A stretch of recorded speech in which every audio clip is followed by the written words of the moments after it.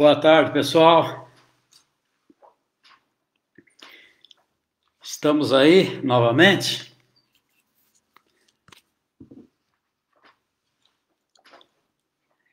Começando o mês de agosto. O tempo está voando rapidamente. Logo estaremos em 21.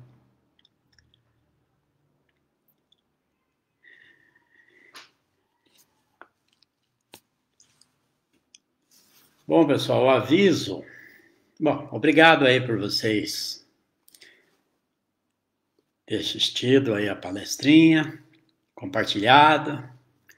Espero que tenha sido útil. Se ajudar uma pessoa, já valeu a pena o nosso trabalho, né? Não esqueça de pôr a garrafinha d'água, que a espiritualidade vai pôr o medicamento necessário. Um copinho d'água aí também, se quiser, né? O meu tá aqui, ó. A garrafinha d'água vocês tomam em 3 etapas. Todas as vezes tá avisando, né? Pode tomar hoje, amanhã, depois. Não misturar mais água, toma só o que tá na garrafa. Quando tomar água, pessoal, mentaliza Jesus e que ali ele colocou, pensa assim, ó, aqui está o medicamento que eu preciso. Não sabemos qual é, mas é aquele que nós precisamos. A espiritualidade sabe. Uma outra coisa interessante também é a gente deixar um copo d'água no criado mudo, lá do nosso quarto, e na hora que você for dormir, você, em pensamento mesmo, pede para que Jesus coloque ali, né? Nós pedimos para Jesus, os tarefeiros, em nome dele, vai fazer o medicamento que nós precisamos. E quando eu acordar de manhã, faz uma prece, agradece e toma, mentalizando que ali está aquele medicamento que vai suprir as nossas necessidades, seja ela psicológica, física. É muito interessante. É o pedir e obtereis. A gente pede com fé e nós vamos obter. Porque os nossos irmãos que estão do lado espiritual da vida querem nos ajudar. Só basta a gente pedir com confiança, não é?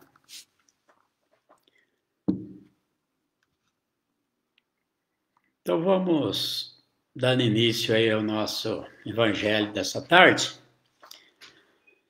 agradecendo a Deus, a Jesus, a espiritualidade, por mais esta oportunidade de estarmos unidos de coração, procurando entender um pouco dos ensinamentos do nosso irmão Jesus e transmitindo, através dessa tecnologia abençoada, para os companheiros que estão à distância. E isso é interessante, que possa adentrar aos lares, aos corações, às mentes daqueles que ouvirem hoje e outros dias, né? Vai ficar gravado, e que possa levar um esclarecimento, fortalecendo a fé, a confiança na vida, em Deus, na espiritualidade, e nos trazendo um conforto para o nosso dia a dia. Agradecidos por tudo, vamos lembrar Jesus com a prece que ele nos ensina. Pai nosso que estás nos céus, santificado seja o vosso nome, venha a nós o vosso reino, seja feita a vossa vontade, assim na terra como no céu. O pão nosso de cada dia nos dai hoje, perdoai as nossas ofensas, assim como nós perdoamos a quem nos tem ofendido, e não nos deixes cair em novas tentações, mas livrai-nos do mal. Amém. Graças a Deus.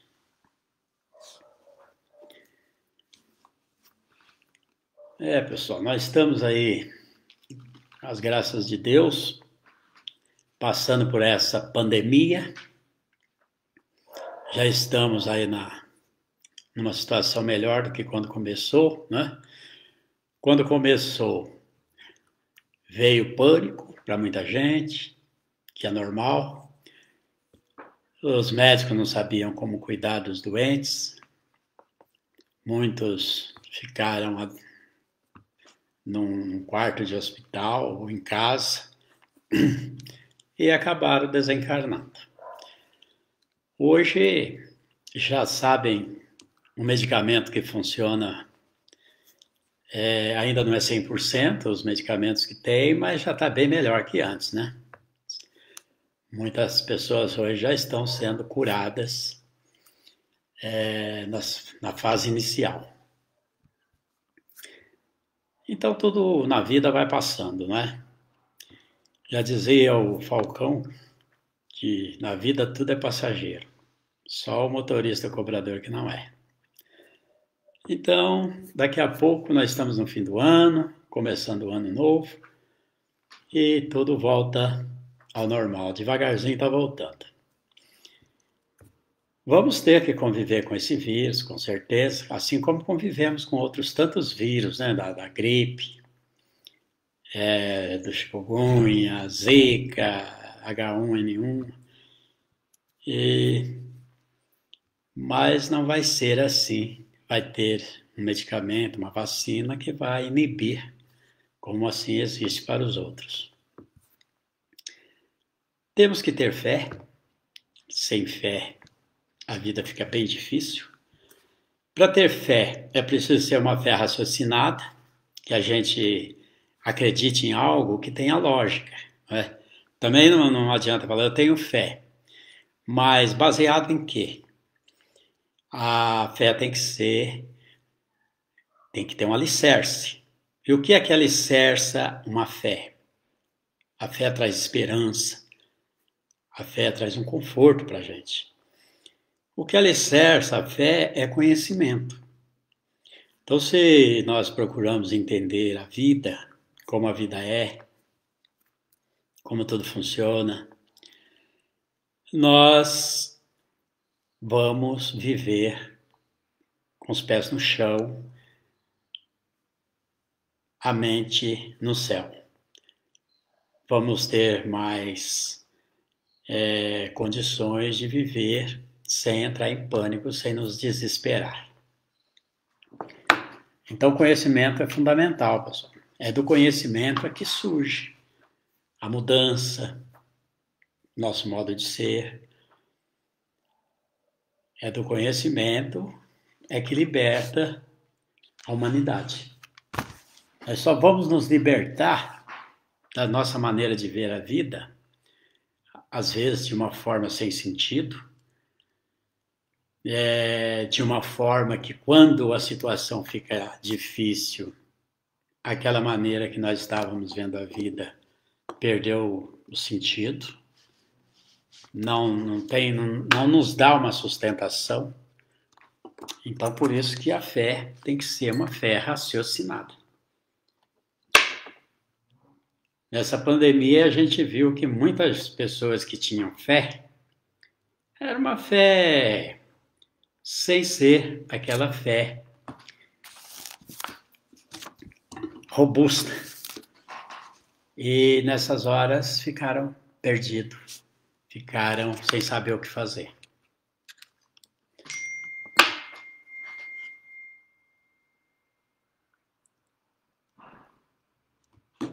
Eu hoje não estou vendo aqui as pessoas comentando, falando. Alguma coisa aqui está diferente. Deixa eu ver, estão fazendo uma mensagem aqui. O Almir deu R$20 para a compra. O Almir está passando uma mensagem aqui. Deixa eu ver aqui.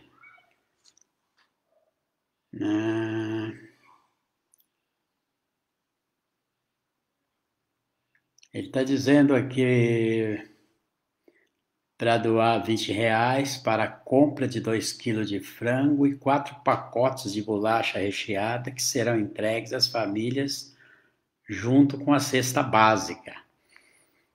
Quem puder, a doação pode ser feita diretamente na conta da chácara logo abaixo, ou clicando no botão de doação no site. Então, quem puder fazer a doação, pessoal, para complementar aí a cesta básica. Estou abrindo o Evangelho aqui, caiu os obreiros do Senhor. Eu coloquei essa zebra aí atrás para dar um fundo, para não ficar tão pálido, né? A parede meia branca. Então dá um contraste um pouco melhor. Mas fica tranquilo que a zebra está morta, viu? É só o tecido. Os obreiros do Senhor. Atingiste o tempo do cumprimento das coisas anunciado para a transformação da humanidade.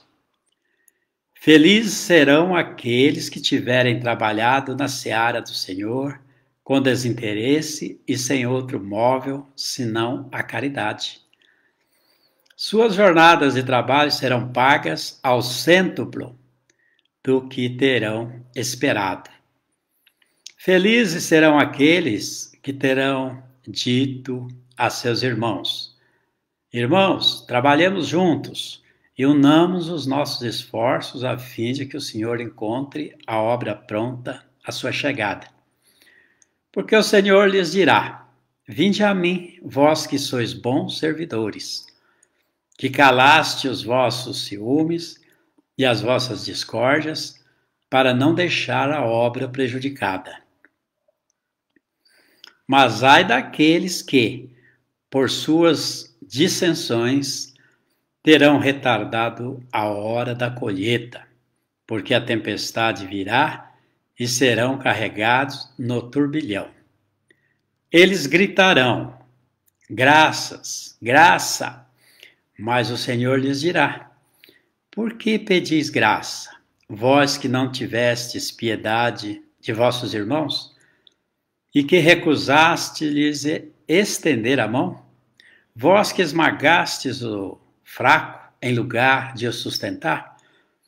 Por que pedir graça, vós que procurastes a vossa recompensa nas alegrias da terra e na satisfação do orgulho?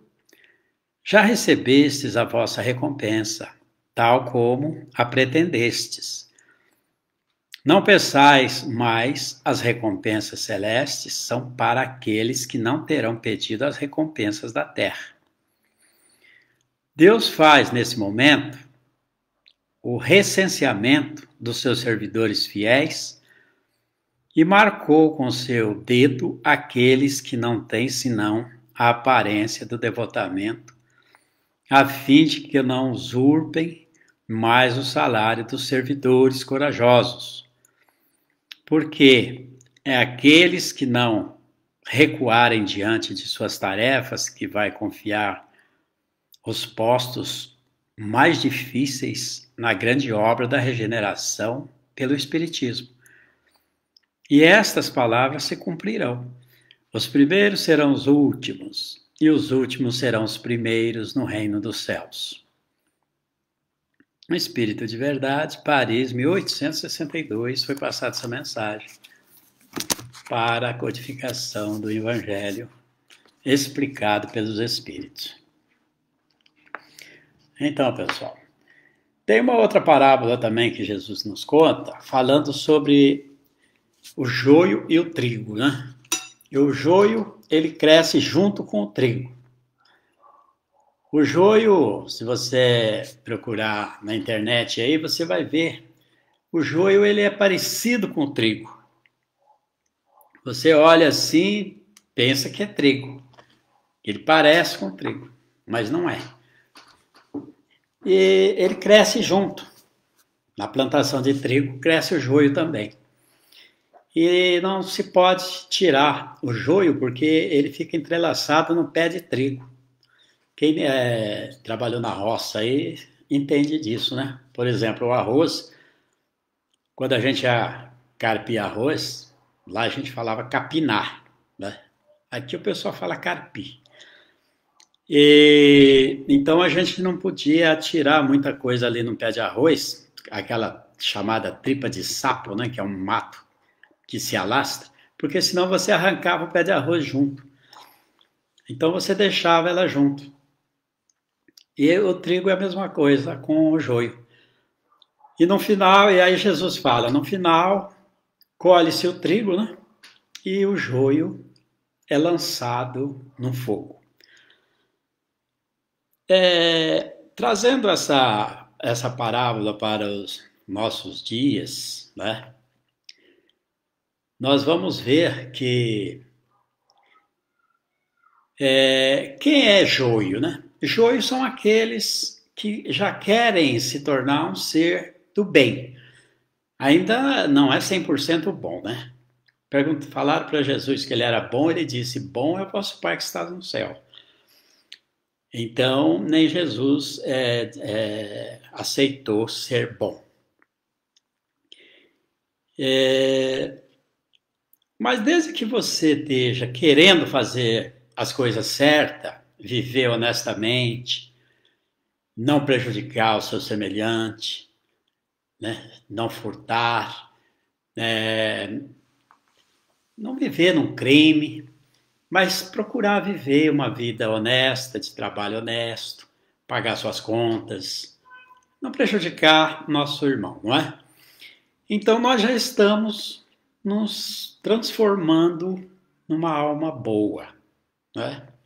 Estamos longe da perfeição, mas estamos nos aperfeiçoando.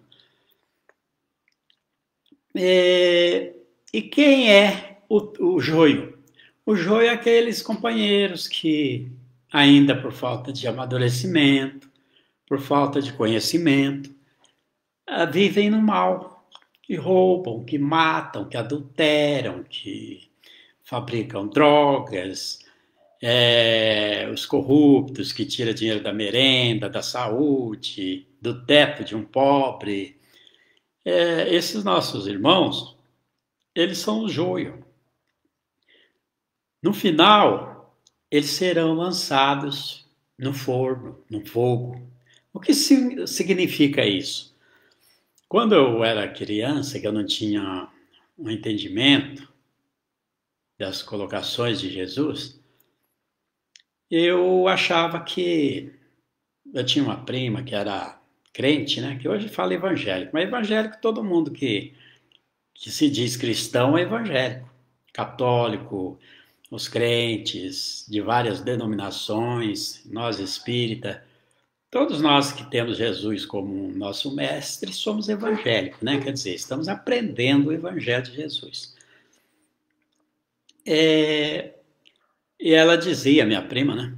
Ela dizia que no final dos tempos, aqueles que não fossem escolhidos iriam ficar queimando. Queimava, virava cinza, voltava ao normal, virava cinza de novo e ficava assim eternamente. Era uma coisa aterrorizante, né? Eu ficava pensando nisso, uma criança fica com medo disso aí. Mas depois a gente vai procurando entender, aí nós vamos vendo que o fogo simboliza purificação. Não há o que o fogo não purifique, não é verdade? Então, ser lançado ao forno, ser lançado ao fogo, significa que é a situação que estamos passando no momento. Aqueles que não atingirem esse ponto de evolução, ser pessoas mansas, pacificadoras, não voltarão a reencarnar na Terra. Então, estão sendo levados, arrebatados para outros planetas. Inferno, inferior. A palavra inferno quer dizer inferior. Planetas inferior que faz sintonia com esses companheiros. Porque estamos passando aqui por uma modificação no magnetismo da Terra e eles não vão mais conseguir vivenciar aqui nas vidas futuras, que vai dificultar, a energia dificulta, não vão se sentir bem. É uma questão de sintonia. Então, se nós, eu falo eles, o joio, que eu também posso estar sendo um joio, eu posso estar no meio deles, né? Não estou querendo dizer que eu seja trigo ou que eu seja melhor, não é isso. Aqui ninguém é melhor que ninguém, nós só estamos analisando o que Jesus quis dizer com joio e com trigo. Mansos, pacíficos, né? Então, não serão arrebatados aqui, encarnados, como os nossos irmãos crentes acham. Vai sumir na rua, vai sumir num ônibus. Não, ao desencarnar já estão sendo levados. Eu já comentei isso na palestra passada, né? E aqueles que se tornarem pessoas que querem viver uma vida mais reta, quer se melhorar, fazer as coisas certas, esses continuarão a reencarnar aqui na Terra. Esse é considerado trigo, né? Vamos continuar a ser semeados aqui na Terra se nós formos o trigo. Se nós formos o joio, só Deus sabe, né? Nós seremos levados para outros planetas que faz sintonia com a nossa energia, com a nossa maneira de pensar, com a nossa maneira de ser. Então, como diz aqui no Evangelho, o fim dos tempos chegou, né? Então nós estamos vivendo essa época predita que nós tanto, desde criança, a gente ouve falar. Final de um tempo, início de um novo tempo. Nada vai acabar,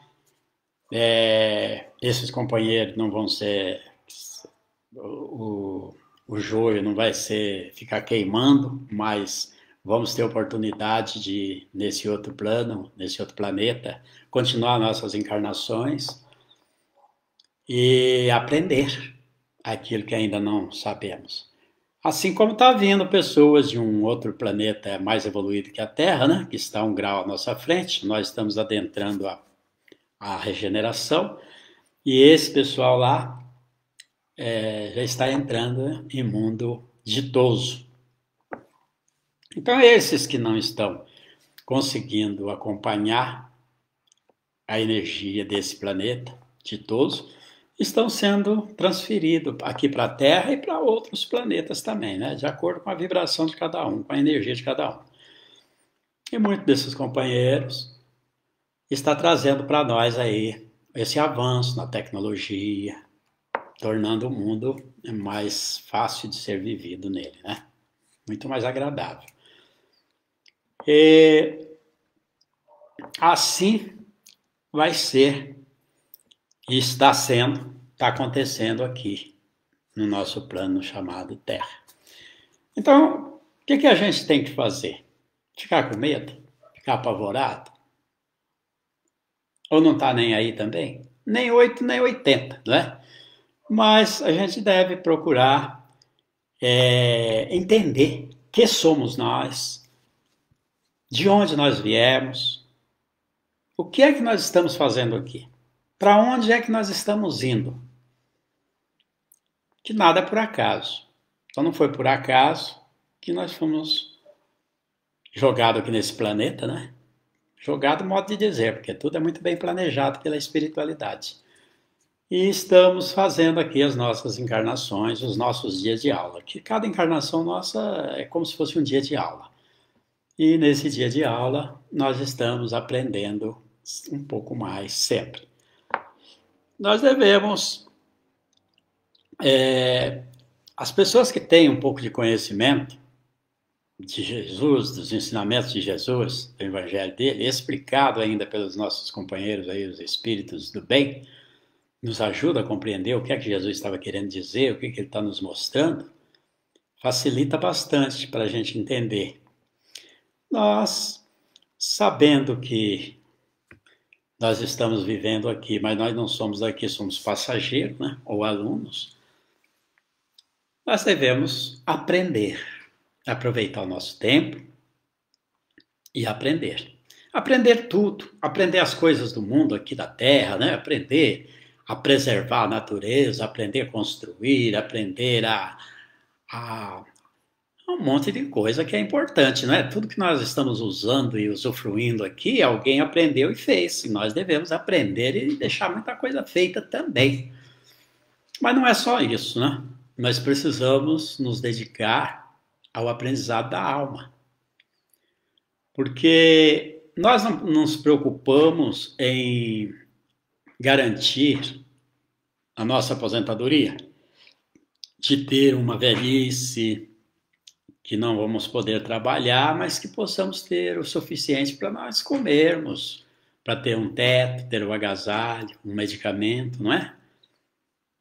A gente se preocupa com isso. Porque se não se preocupar com isso, nós vamos sofrer, não é verdade? Espiritualmente também. Nós temos certeza absoluta que nós não somos daqui. Uma vez que a gente chega aqui, a gente vai sair, vai voltar para o plano espiritual de onde nós estávamos, de onde nós viemos. Então, a gente tem que procurar entender o que é que nós precisamos para garantir a nossa estadia, a nossa vida nessa outra pátria, a pátria espiritual.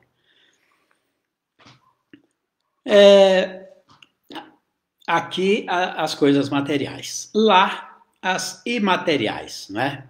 Lá nós vamos continuar a nos alimentar. Não vai ser da brisa, não vai ser do ar que a gente vai se alimentar. A gente se alimenta do ar uma porcentagem. Segundo a espiritualidade, aqui nós nos alimentamos através da inalação do oxigênio, 25%. 75%, ou é o inverso, eu acho que 75% nós alimentamos do ar. É isso aí. E 25% nós alimentamos de arroz, feijão, legumes, frutas. Né? Então veja que a gente não precisa comer tanto, não é verdade? Vê que tem companheiros nossos que comem pouco por não ter o alimento e nem por isso morre. Vive aí 70, 80 anos se alimentando muito pouco. Por quê? Esses são mais supridos pela inalação e pela ajuda dos bons espíritos através de uma energização, de um passe, né? Para ele cumprir a estadia dele aqui. Então, a verdadeira propriedade, que nós não devemos deixar para lá, mas descobrir qual é e como é que nós vamos fazer para fazer essa poupança que vai nos garantir nossa estadia no lado espiritual, não é? É aprender, conhecer o porquê das coisas. O que nos explica tudo isso é Jesus. E com a ajuda da espiritualidade, dos livros psicografados pelo Chico, pelo Divaldo e outros médiuns bons aí, nos ajuda a compreender. Porque aqueles que já estão lá, eles falam para nós aqui, usando o correio chamado médium. O médium é o meio de comunicação do invisível para o visível, né? É que nem a televisão que traz a estação até a nossa casa, que nem o rádio, é que nem a internet que está me levando aí na casa de vocês.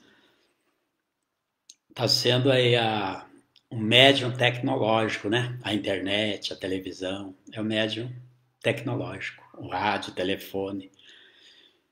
E através desses médium, desses meios de comunicação aí, desses correios, nos traz essas informações dos espíritos que lá estão, explicando para nós como é que é lá, as diferentes dimensões, né? São diversas, tem a dimensão aqui em volta de nós, chama-se a quarta dimensão, tem abaixo de nós, vibratoriamente falando, né?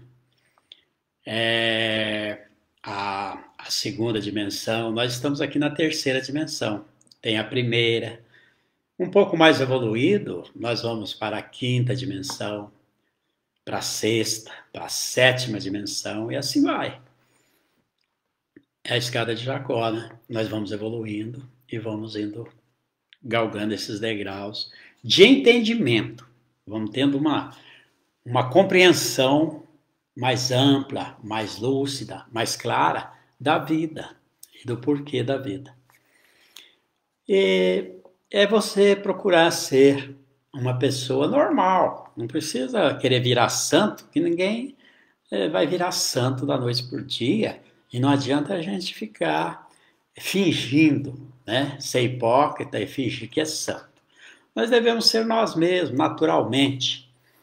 Agir com naturalidade, não precisa ficar desesperado. Você terá muitas encarnações, muitas oportunidades. O importante é ser sincero com você mesmo. Sabendo disso, é procurar estudos que nos ajudam a compreender, a usar o nosso pensamento no dia a dia. Que a nossa mente é que nem uma fornalha acesa. Ninguém consegue parar de pensar. Ah, porque lá na meditação fui fazer yoga e eles falaram para mim parar de pensar, para meditar. Não tem como você parar de pensar.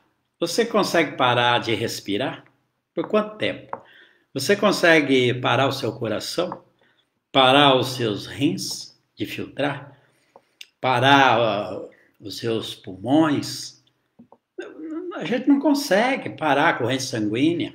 Então, a gente não consegue parar de pensar. Nós podemos, sim, essa chaminé, né? essa labareda de fogo acesa chamado pensamento, nós podemos aprender a direcionar.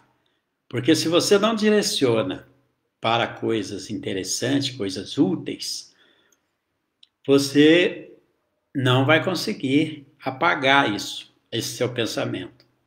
Então, aonde a pessoa fica, às vezes, alienada das coisas e fica pensando coisas que traz tristeza, melancolia, aí entra em depressão, começa a ver a vida de uma forma apagada, de uma forma negativa, e achar que a vida não vale nada, que é melhor morrer, e acaba morrendo mesmo.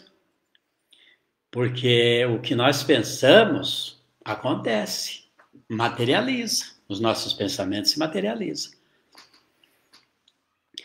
Mas não adianta, porque ela vai chegar do lado de lá, depressiva, doente, triste, e vai continuar sofrendo tudo isso. E dá trabalho para quem está lá, assim como dá trabalho para quem está aqui também, né? Para o parente. É triste você ver uma pessoa desanimada, que não quer saber de mais nada, eu quero morrer, não se interessa por mais nada, não é? É triste de ver uma pessoa assim. É muito gostoso você estar vendo a vida de uma forma alegre. Não importa se você é rico, se você é pobre materialmente. Tem muita gente que vive feliz dentro de um barraquinho, vive até na rua você vai encontrar gente vivendo feliz morando na rua. Se você oferecer para ele uma casa igual a viver como você vive, ele não quer.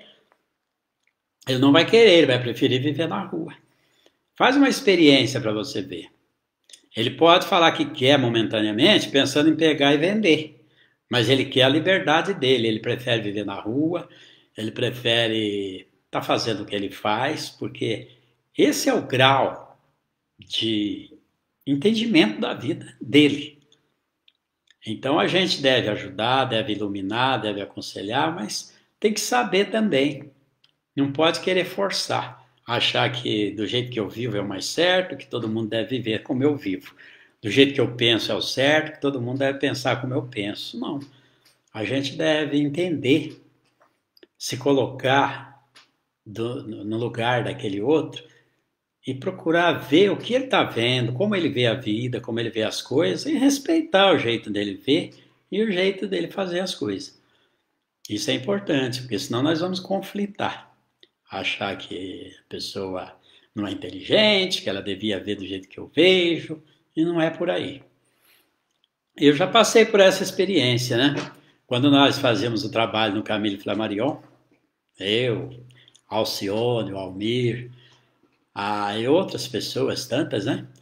Que trabalhavam conosco, lá no Camille, com pessoal de rua, lá tinha 150, às vezes 160, às vezes até mais pessoas de rua. E nós íamos lá toda semana, 2, 3 vezes, fazer evangelho, fazia a fitoterapia, que é o Alcione fazia os medicamentos, né? E medicamentos interessantes da fito, né? De ervas. Ela fez curso em Santo André, tudo, e dava esse medicamento para o pessoal. Nós fazíamos evangelho, dava paz, fazíamos desobsessão. Nós ficamos uns bons anos lá, né, fazendo isso. Era interessante esse trabalho todo. Mas aí um dia, eu passando ali em Ribeirão Pires, né, eu moro aqui em Ribeirão, eu passando vi um rapaz na calçada, deitado, na entrada de uma porta de aço lá do comércio, com cobertor.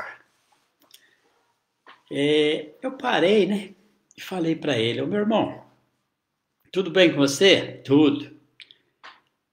Eu falei: escuta, eu participo de uma casa aí que atende as pessoas que estão aí na rua, como você. Lá você pode tomar banho, tem café, tem almoço, tem janta, cama quente, muitos amigos para conviver. É um lugar muito bom, muito bonito, tem um bosque. Você gostaria de ir para esse lugar? Eu levo você lá. Não, não. Sabe, eu, aquilo me deixou assim meio, me tirou do chão, né? Eu fiquei meio assim pensando, meu Deus, a pessoa não tem, né, uma cama, não tem água para se lavar, às vezes nem para tomar. Diz que uma das maiores dificuldades da pessoa que vive na rua, um rapaz que viveu na rua há um tempo, nós trabalhamos juntos, ele estava me contando. A maior dificuldade de quem vive na rua é a água. É você estar com sede à noite e não ter um lugar para você pegar uma garrafinha d'água, para você tomar água. Então, o tesouro de quem vive na rua é a água. Aonde você vai pegar água, né? Porque não tem torneira. Se deixar a torneira, o pessoal arranca, vende, troca por qualquer coisa. Então, a dificuldade é essa. Então, aí eu peguei, né? Fui fazer o que eu tinha que fazer.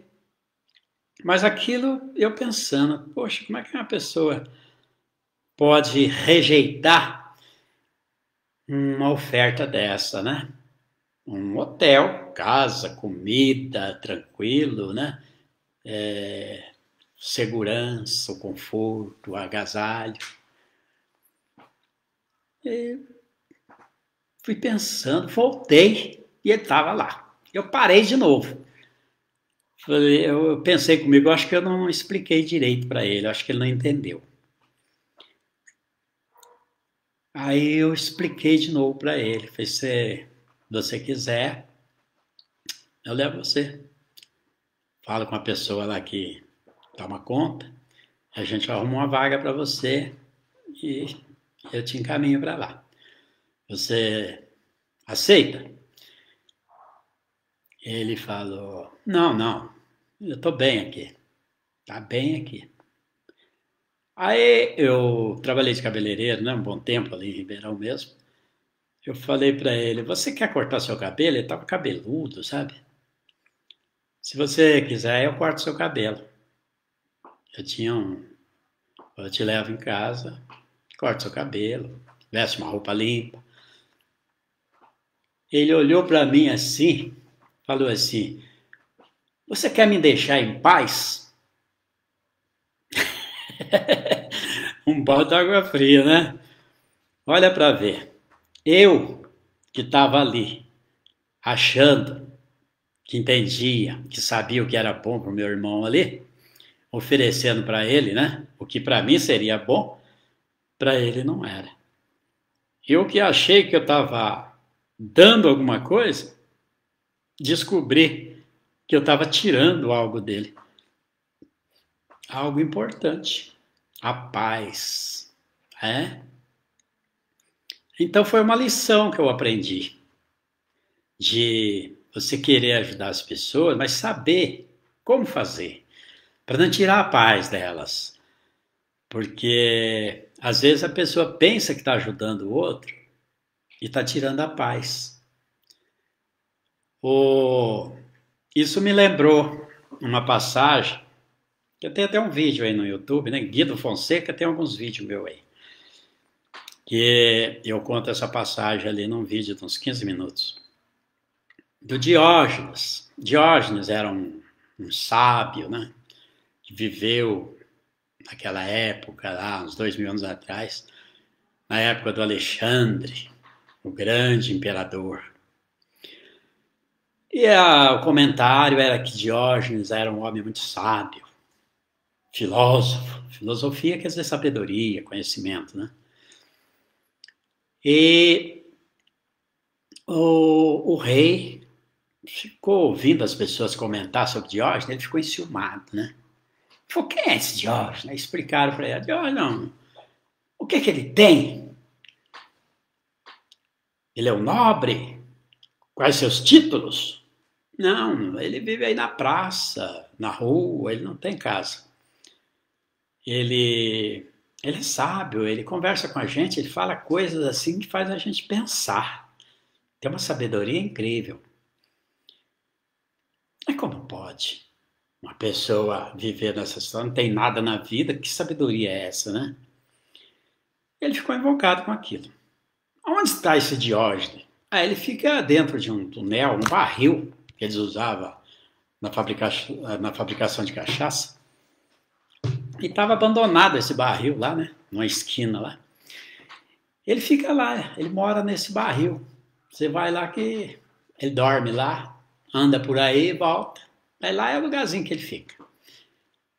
O Alexandre pegou seu cavalão, né, todo bem arriado, ornamentou o cavalo e foi todo chique procurar o Diógenes. Chegou lá o Diógenes, estava lá por volta das 9 horas da manhã, sentadinho, encostado ali no seu túnel, ali, seu barril, tomando um solzinho da manhã, quentinho, gostoso, né? Alexandre parou. Você é o Diógenes? E ele estava ali, quieto, só usufruindo do calor do sol, né? Meditando. Não respondeu. Novamente o Alexandre, já meio bravo. Você é o Diógenes? Eu sou o Alexandre, o rei, o grande. Todo mundo me conhece? E ele continuou ali. Só deu uma olhadinha assim, com o olhinho para cima e voltou. Escuta, eu tenho muitas riquezas. Eu posso dar a você o que você quiser. O que é que você quer? Te dou terras, casa boa, cavalos. Naquele tempo não tinha carro, né? Era cavalo. Te dou os trabalhadores para cuidar das terras. O que você quiser, eu te dou. Ele queria testar o Diógenes, né? Para ver se ele vivia aquela situação porque ele era desprendido ou se ele vivia porque não tinha condições. Então ele quis fazer essa experiência para desmascarar o Diógenes. É o que ele pensava. E o Diógenes quieto. E ele repetiu novamente, e o Diógenes quieto. E ele insistiu. Diógenes levantou a cabeça, olhou para ele e falou assim para ele: eu só quero que não me tires aquilo que não me podes dar. Olha aí. O Alexandre lá oferecendo um monte de coisa, se achando, né? E o Diógenes falou para ele que ele estava tirando alguma coisa dele que ele nem podia dar. Ele tinha algo que nem o Alexandre podia dar e o Alexandre estava tirando isso dele. Alexandre, o que é que eu estou tirando de você? Você está me tirando a luz do sol. Interessante, né? Alexandre, com o seu cavalão parado em frente ao Diógenes, estava fazendo sombra no Diógenes. Estava entre Diógenes e o sol. Então ele foi com aquela empáfia lá querendo dar algo ao Diógenes e na realidade ele descobriu que ele estava tirando algo do Diógenes. Por isso que eu falo que eu me senti como o Alexandre. Então na vida, pessoal, a gente vai vivendo e vai aprendendo. E vive-se muitas vezes e desencarna e volta, como diz o outro, vive aprendendo e morre sem saber nada. Por isso que Sócrates dizia, né? Sócrates, um grande filósofo que viveu também lá nos anos 400 antes de Cristo, na Grécia, muito famoso, né? Pela sua sabedoria. Ele era um homem que conversava com os jovens e passava muita sabedoria ali, e o pessoal comentava muito da fama de Sócrates. Depois teve o Platão, que foi discípulo de Sócrates, né? Um dos alunos de Sócrates, que foi o Platão. Até dizem que foi o Chico Xavier, esse Platão, uma das encarnações do Chico, foi o Platão. Também outro filósofo, inclusive tem umas colocações deles aqui no início do Evangelho segundo o Espiritismo, tem umas colocações de Platão, muito interessante de ver. E o Sócrates também corria lá, a boca pequena, que ele era sábio, tinha uma sabedoria incrível. Aí um pessoal lá que também queria desmascarar ele, na época eles consultavam a pitonisa, né? E ia lá num local onde tinha uma parede que tinha assim, uma certa umidade, e ali eles escreviam com o dedo, né? Que nem um vidro suado, naqueles azulejos, naqueles pisos que tinha, naquele revestimento. Então eles perguntaram, quem é o mais sábio dos homens entre nós? E aí a escrita foi se fazendo assim, né? O espírito escrevendo, mas só vira a escrita, né? Não vira o espírito.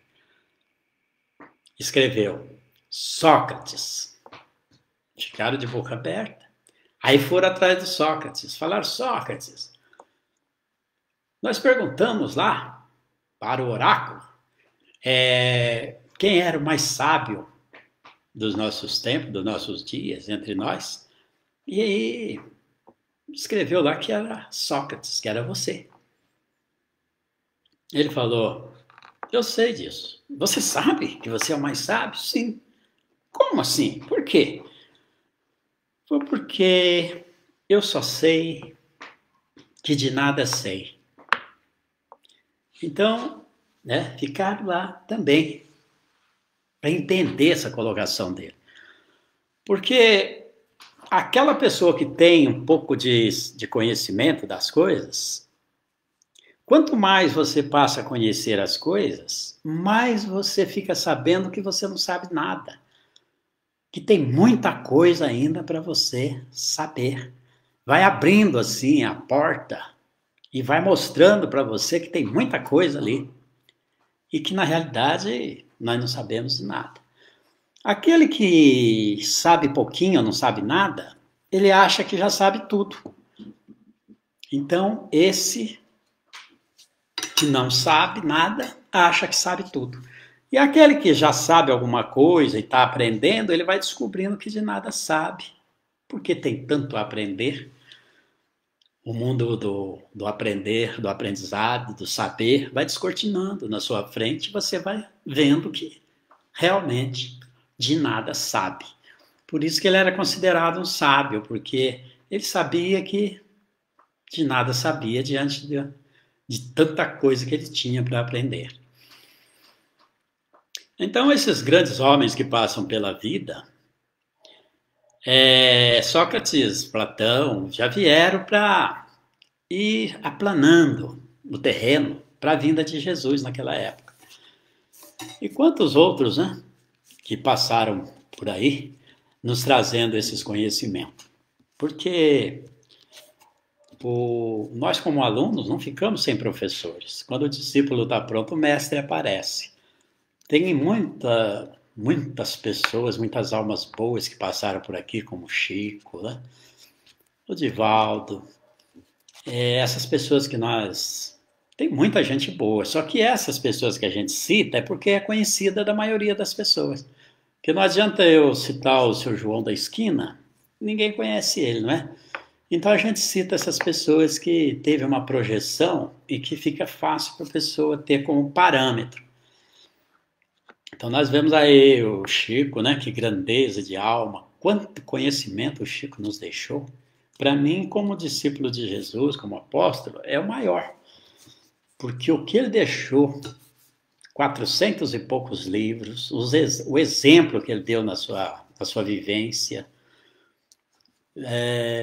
nos deixou tanta coisa importante, interessante, nos ajudou a entender o mundo espiritual, ao contato com a espiritualidade.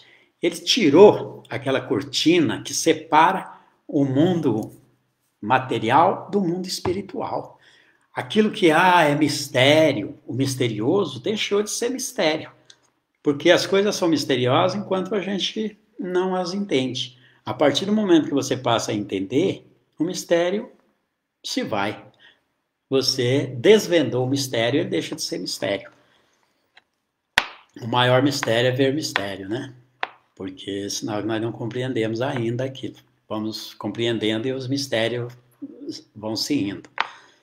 Então, quando você está maduro e você gosta dessa literatura, da psicografia, e você passa a trazer para o campo da prova, né? Eu, graças a Deus, já tive muita experiência de participar de sessões de obsessão, de encaminhamento espiritual, né? Porque nem tudo é obsessão. Tem muitos irmãos que precisam de um esclarecimento, um encaminhamento. Conversamos com muitos espíritos que estavam nessas situações, um trabalho maravilhoso, né?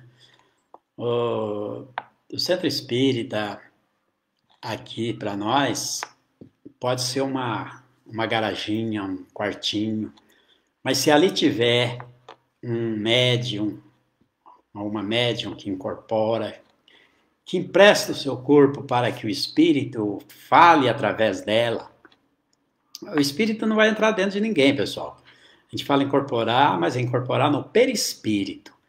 Porque nós temos o corpo físico, temos esse perispírito que é o intermediário entre o corpo físico e o espírito, e nós somos o espírito, né?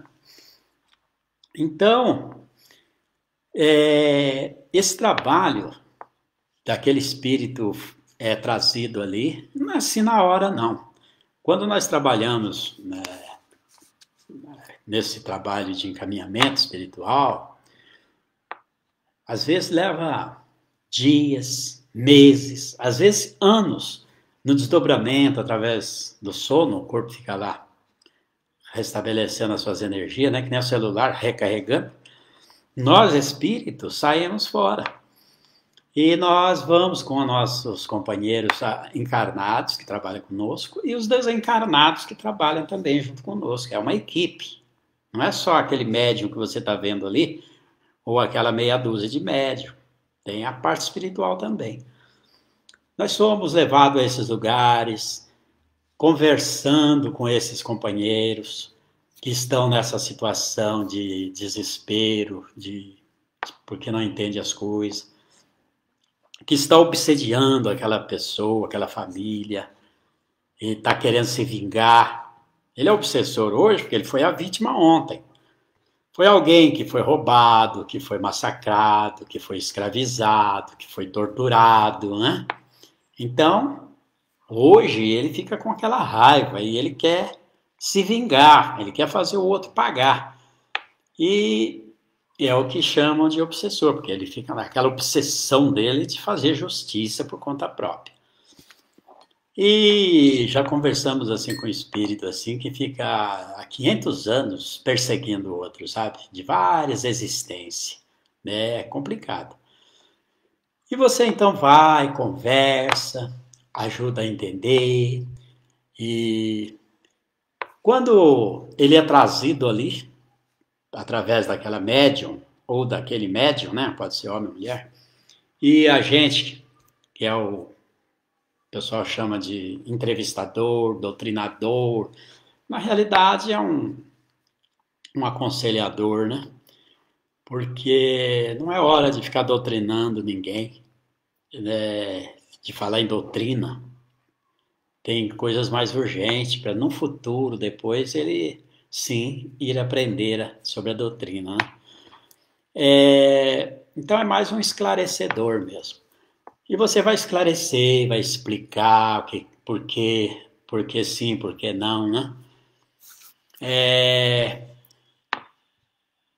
Aí esse companheiro, através do momento que ele está ali do lado daquele corpo físico, ele consegue entender você que está aqui também no corpo físico, desse lado dessa dimensão aqui, do lado físico, através daquele médium, ele consegue te entender melhor, te ouvir, e muitas vezes ele nem sabe que também desencarnou, que já não está mais naquela situação, que aquele que ele está perseguindo já reencarnou, já está vivendo uma outra fase, uma outra época. Nossa, a hora passa, hein? E então você esclarece e encaminha esse companheiro. Por isso que a doutrina espírita, ela é interessante, ela nos ensina tudo isso, esse contato com os espíritos. E aí você vai aprendendo com tudo isso como é que funciona a vida. Aqui e lá, na realidade é tudo a mesma coisa. Você dorme, acorda lá e desencarnou. Mas estamos lá, com a mesma aparência, nos vendo como sempre nos vimos e dando continuidade à vida.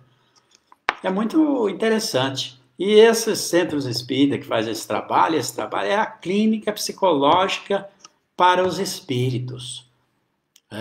Aquele que está encarnado, que tem também um encosto, uma perturbação espiritual, alguém que está ali perseguindo ele, tentando fazer mal, também para esse espírito encarnado e para o espírito desencarnado uma clínica psicológica, psiquiátrica, para esclarecimento e encaminhamento desses irmãos. E quantos irmãos a gente encaminhou, quantos a gente ajudou, e como a gente aprendeu com tudo isso. É uma riqueza, nos ensina muita coisa, faz a gente ver a vida de uma forma maravilhosa, de uma forma justa, e nos faz também tomar cuidado, aprender a viver, porque com esses exemplos a gente vai aprendendo a caminhar. Nós temos duas maneiras de aprender, pela dor ou pelo amor. Pela dor é quando você não aprende nada disso e vai fazendo as coisas, vai plantando espinho, depois vai tendo a dor de colher os espinhos todos, por falta de conhecimento. Como nós vemos aí, os joios da vida, né? Corrompendo, traficando, matando, estão semeando espinho, vão ter que reencarnar com dificuldades para resgatar tudo isso, porque eles precisam aprender na colheita a não semear mais esse tipo de coisa. Por amor é quando você escuta aqueles que passaram por essa situação, nos contando, olha, eu fiz isso e aconteceu isso, e eu agi mal, e a vida depois, na minha encarnação, foi muito, muito difícil. Eu desencarnei, encontrei aqueles que eu prejudiquei, que também me prejudicaram, né? Porque quando você prejudica aqui, quando você desencarna, você dá de cara com aqueles que você prejudica.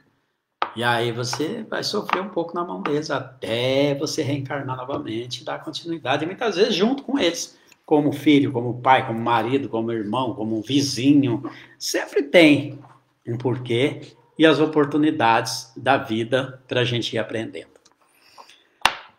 Nossa, pessoal, parece que faz 5 minutos que eu comecei a conversar aqui. Olha, já é 15h29. Meu Deus! Lá no Camila a gente ficava 3 horas conversando, lá nas quartas, na sexta. Isso passava que nem alguns segundos. É muito, muito gratificante conversar sobre isso. Eu gosto muito. Agradecidos por tudo, pela oportunidade, pela nossa conversa, pela espiritualidade que nos inspira, que está sempre nos ajudando a entender a vida. E isso faz com que a vida seja agradável, bonita, e que nós possamos viver com alegria, agradecidos por tudo que nós recebemos, né? Porque quando a gente é grato, é a graça que vem para nós. Não devemos ser negativos, pessimistas, mas devemos estar sempre aceso a energia do otimismo, passando, irradiando luz, nunca sombra, nunca escuridão, não é verdade? Agradecidos por tudo, que Jesus nos abençoe, nos ilumine e essa conversa, esse bate-papo possa ir para outros companheiros também e que possa servir, assim como a gente aprendeu muito ouvindo e lendo, a gente também gosta de passar esse conhecimento. Dá de graça que de graça é receber, né? Nós somos como um elo de uma corrente. Cada um de nós é um elo. O elo da corrente, ele ao mesmo tempo que ele é puxado, ele tem que puxar também, não é? Então, temos que fazer a nossa parte. Porque nada acaba aqui. E o sofrimento é apenas a maneira de nos purificar, de nos elevar a Deus, a Jesus, a compreender toda essa espiritualidade universal de vários planetas. Nós somos todos uma irmandade, não é? Dizia o pobre leproso: meu Deus, eu não tenho mais vida. Eu sou uma pútrida ferida neste mundo desditoso. Mas o anjo da esperança respondeu-lhe com ternura: tendes fé e esperança, sedes forte na aventura. Se o teu corpo é lodo e pus, em meio ao sofrimento, a tua alma é réstia de luz, num eterno firmamento. Que Jesus nos abençoe, graças a Deus, e fiquem todos na paz. Um abraço.